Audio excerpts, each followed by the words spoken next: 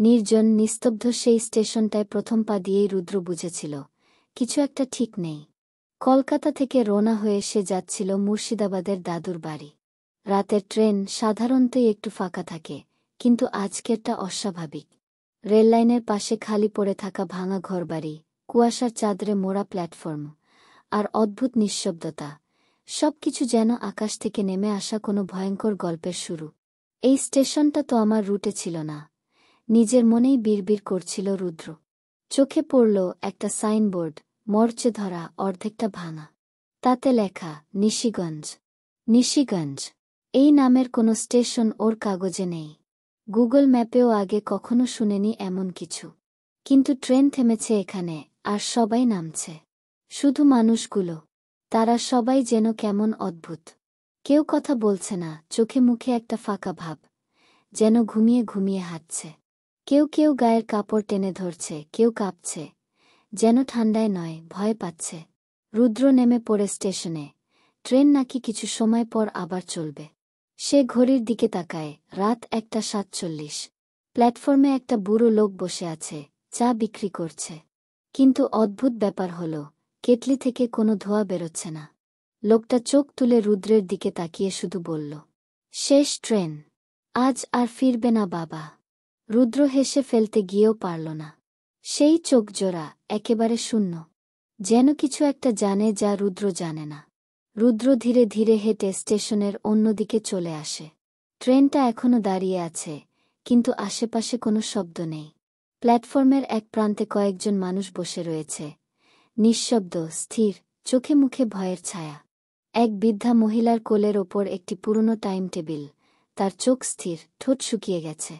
তার পাশেই বসে আছে এক কিশোর, যার গায়ে পাঞ্জাবি, কিন্তু সেটাতে ছাদা, যেন কোনো আগুনে পুড়ে গেছে।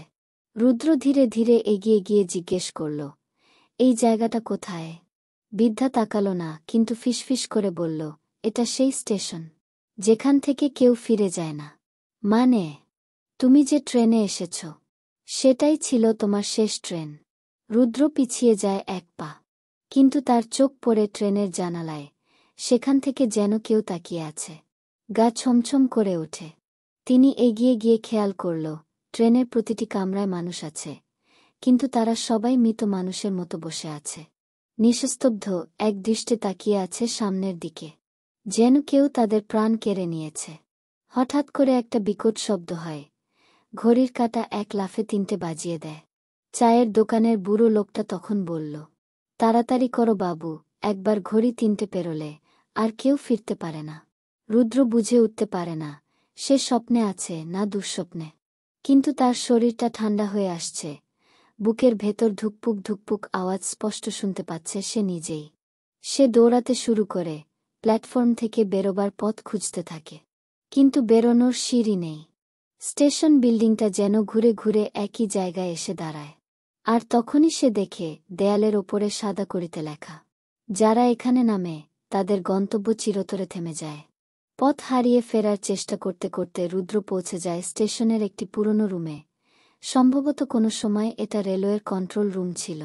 দরজাটা ভাঙা, ভেতরে ধুলায় ভরা মেঝে, ছিন্নভিন্ন ফাইল, ছেঁড়া খবরের কাগজ ছড়িয়ে আছে। হঠাৎ তার চোখে পড়ে একটা খবরের কাগজ, তারিখ 1987 সালের জুলাই। শিরোনাম, নিশিগঞ্জ স্টেশনের ট্রেন দুর্ঘটনায় নিহত 73, খুঁজে পাওয়া যায়নি ট্রেনটি। রুদ্র শিউরে ওঠে। নিচে লেখা, একটি রাতের ট্রেন, যার নাম শিয়ালদহ সাগরদ্বীপ লোকাল, মাঝরাতে রহস্যজনকভাবে নিশিগঞ্জ স্টেশনে ঢুকে দুর্ঘটনার শিকার হয়। কিন্তু আজ পর্যন্ত রেল দপ্তর সেই ট্রেনের কোনো খোঁজ দিতে পারেনি। আরও নিচে ছোট করে লেখা, মৃত যাত্রীদের আত্মারা এখনও ওই স্টেশনের চত্বরে ঘোরে, এমন দাবি করেছেন স্থানীয় বাসিন্দারা। রেলের পক্ষ থেকে এই স্টেশনকে অকার্যকর ঘোষণা করা হয়েছে। রুদ্র পড়ে যায় মাটিতে বসে। তার মাথা ঘুরছে। সে যে ট্রেনটা ধরে এসেছিল, সেই ট্রেনই কি তবে সেই হারিয়ে যাওয়া ট্রেন? ঠিক তখনই দরজার ছায়ার ফাঁক দিয়ে একটা মেয়ে এসে দাঁড়ায়। তার গায়ে সাদা সালোয়ার কামিজ, মুখে অস্পষ্ট হাসি। সে ফিসফিস করে বলে, তুমি সত্যিই বাঁচতে চাও? রুদ্র চমকে উঠে বলে, কে তুমি? মেয়েটি শুধু বলে, আমার নাম মীনাক্ষী। আমি 1987 সালের সেই ট্রেনে ছিলাম।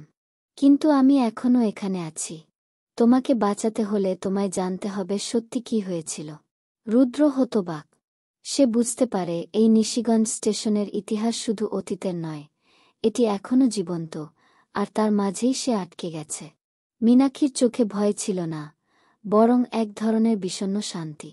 সে ধীরে ধীরে রুদ্রকে স্টেশনের আরেকটি পরিত্যক্ত প্ল্যাটফর্মে নিয়ে যায়, যেটা লতাপাতা আর কুয়াশায় ঢাকা, প্রায় অদৃশ্য।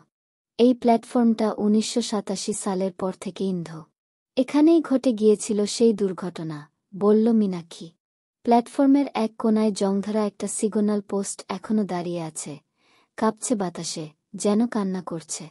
মীনাক্ষী বলল, ট্রেনটা এখানে থামেনি সেদিন। কেউ এক অদৃশ্য শক্তির দ্বারা চালিত হচ্ছিল। চালক কিছুই করতে পারেনি। সবাই মরে গিয়েছিল। আমিও। রুদ্র হতবাক হয়ে তাকিয়ে রইল। তুমি জানো কি হয়েছিল? কি সেই অদৃশ্য শক্তি? মীনাক্ষীর কণ্ঠ নরম কিন্তু ভয়ঙ্কর সত্যে ভরা। সেই রাতে এই স্টেশনের এক লাইনম্যান, যাকে অন্যায়ভাবে বরখাস্ত করা হয়েছিল, সে আত্মহত্যা করেছিল এই প্ল্যাটফর্মে। মৃত্যুর আগে সে শপথ নেয়, কেউ আর এই প্ল্যাটফর্ম থেকে বাঁচবে না। তার আত্মা এখনও স্টেশন জুড়ে ঘোরে। ট্রেনটা তাই কখনো থামে না, চলতেই থাকে। মৃতদের নিয়ে। রুদ্র বলল, তাহলে উপায়? মীনাক্ষী নিচু স্বরে বলল, তুমি জীবিত, এখনও তোমার মধ্যে আলো আছে। কিন্তু সময় কম। ঠিক ৩:২৩ ট্রেন আবার আসবে। যদি তুমি ফিরে যেতে পারো তবে বাঁচবে। নে, চিরতরে এখানেই। রুদ্র কাঁপতে কাঁপতে মাথা নাড়ল। মীনাক্ষী তার হাত ধরল। এক মুহূর্তে তার শরীরে এক উষ্ণ অনুভূতি ছড়িয়ে পড়ল। তুমি পারবে, বলল মীনাক্ষী, আমার হয়ে তোমাকে ফিরতে হবে। রুদ্র তাকাল তার দিকে, মেয়েটার চোখে জল। হয়তো মুক্তি চায় সে। কারো হাত ধরে। ঘড়ির কাঁটা তখন ৩:১০। সময় ফুরিয়ে আসছে। হঠাৎ ট্রেনের বাঁশির শব্দ, কুয়াশার মাঝে হঠাৎ আলো জ্বলে ওঠে। নিশিগঞ্জ স্টেশনে ঢুকছে সেই ট্রেন, জংধরা, ক্ষয়প্রাপ্ত, যেন মৃত্যুর গর্ভ থেকে উঠে আসা কোনো দৈত্য। মীনাক্ষী রুদ্রকে বলে, তোমায় চালকের কেবিনে যেতে হবে। যেখানে সে থাকে। কে সে? যে এই ট্রেন চালায়। মৃত্যু নিজে। রুদ্র সাহস জড়ো করে ট্রেনের দিকে এগিয়ে যায়। প্রতিটি কামরায় নিথর যাত্রীরা, অচঞ্চল, নিস্তব্ধ। হঠাৎ যেন চোখ মেলে দেখে ফেলে রুদ্রকে, আবার চুপ করে যায়। চালকের কেবিনে পৌঁছে রুদ্র দেখে একটা ছায়া, মানুষের আকৃতি, কিন্তু চোখে আগুন।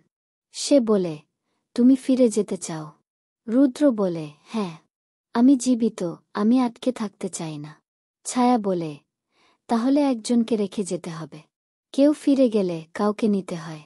রুদ্র চমকে উঠে পেছনে তাকায়, মীনাক্ষী দাঁড়িয়ে, চোখে জল। সে মাথা নাড়ে, আমি তো এর মধ্যেই মরে গেছি রুদ্র। তুমি যাও।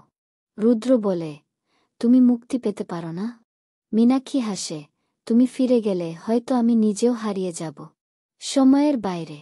এটাই মুক্তি। রুদ্র কেবিনে উঠে দাঁড়ায়, ছায়ামূর্তি একদৃষ্টে তাকিয়ে থাকে। হঠাৎ চারপাশে আলো ঝলসে ওঠে। ট্রেনটা হঠাৎ গতি হারায়, থেমে যায় এক জায়গায়। আর রুদ্র চোখ মেলে দেখে, সে একটা চলন্ত লোকাল ট্রেনে বসে আছে। ঘড়িতে ৩:২৪। চারপাশে জীবন্ত মানুষ, আলো, শব্দ, সব স্বাভাবিক। সে দৌড়ে জানালার বাইরে তাকায়, কোনো নিশিগঞ্জ স্টেশনের চিহ্ন নেই। কিন্তু তার হাতের মুঠোয় একটা পুরনো সাদা ওড়না। মীনাক্ষীর। শেষ ট্রেন চলে গেছে। কিন্তু সে কি সত্যিই ফিরে এসেছে? নাকি সময়ের বাইরে থেকে কেউ তাকে ফিরিয়ে এনেছে? রুদ্র জানে না। শুধু জানে, কেউ একজন চেয়েছিল সে বেঁচে থাকুক। আর কোথাও কুয়াশার মাঝে নিশিগঞ্জ স্টেশনে হয়তো আজও কেউ দাঁড়িয়ে আছে, শেষ ট্রেনের অপেক্ষায়।